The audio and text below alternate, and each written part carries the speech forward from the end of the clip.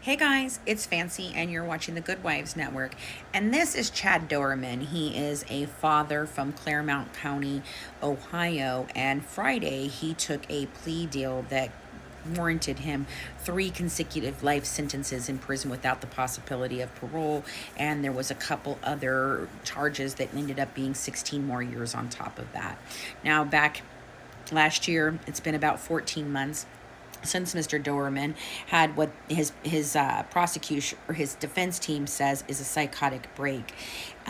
He took the lives of his 3 sons, Clayton 7, Hunter 4, and 3-year-old Chase. They were found out in the yard of their own home while their father sat quietly on the porch with a rifle by his side. He had pew-pewed the boys. On Friday, a court worker laid out tissue boxes in the gallery of common pleas Judge Richard Fairnick's courtroom in preparation for the hearing. Now, I think that's very interesting because the gallery was very upset, but this man sat stoically as his sentence was read to him. About half a dozen of his family members and friends sat behind him in the gallery, including his wife, Linda Doerman, and his stepdaughter, Alexis. Alexis was 14 at the time of the killings. They only came into the courtroom when a prosecutor read statements they had both written. Both Laura and Alexis tried to save the boys. Laura Doerman and her daughter Alexis both appeared in court in black dresses, and Alexis faced her stepfather as her statement was read. Chad, I trusted you with my life, she wrote. I always wanted to make sure I was making you proud, but most of all, I saw you as my dad, not just a stepdad. She said she misses seeing her brother on the sidelines of her softball games and missing sharing moments from her life that she knows would make him proud. I don't think I will ever be able to hate you, she wrote. I will forever hold on to the memories I have of you and the boys because those are all happy memories. I will never in a million years ever forgive you for what you have done and hope you pay for your actions like you deserve, but I will never hate you. Now, Laura Doerman was crying as her statement was read, and hers begins with, when there used to be so much laughter, happiness, noise of rowdy little boys, there is now sadness and emptiness, she wrote. I would do anything to push them on the swing, cover them up one more time, and hear their little waves of saying, I love you. She said there is nothing the courts could do to bring her sons back, and no punishment would equal her suffering. She said she questions herself every day about whether she could have done something more to save her sons.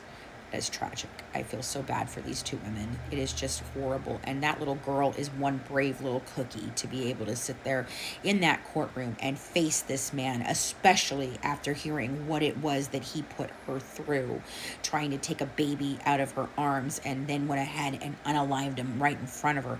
This is horrific. Her mother goes on to say, grief will never go away because it is all the love that is left with no place to go. Laura Doerman wrote before closing her statement, paraphrasing a quote from a Brad Paisley song. When I get to where I'm going, I'll only have happy tears, she wrote. Until then, I will live my day with nothing but sadness. Doerman's attorneys acknowledged the horrific acts their client committed, but said Doerman was struggling with mental illness at the time and he was profoundly sick. They said 2 experts who analyzed Doerman believed he was seriously mentally ill at the time of the offense, though a third disagreed. Prosecutor Mark Tekelev said he believes the plea deal spared Laura Doerman and her daughter, as well as police and first responders, from future trauma. He said other men sentenced to death in Claremont County spent decades on death row. Chad Doerman will die in prison. What a tragic story. I think we will be diving into this. This is one that Mac brought to me. She seems to really care about these types of cases. I have a harder time when children are involved, and it makes it very hard for me, but we have covered a couple. We did cover Gabriel Fernandez. We've covered a couple of the other young individuals around the country that have been unalived recently. They're just tragic all the way around. it's hard to get through those. We just covered the Harmony Montgomery trial, and Mac and I intend to go back and cover that from start to finish. It was very interesting to me that man never once came to court, never shed a tear, but this man neither. And this is another sense of a family annihilator. These men, these family annihilators, they have clear cut patterns and warning signs, but they're usually very subtle. In the case of Chris Watts and Christian Longo, we saw that with both of them. So this year on our podcast, we'll actually be covering two different types of cases.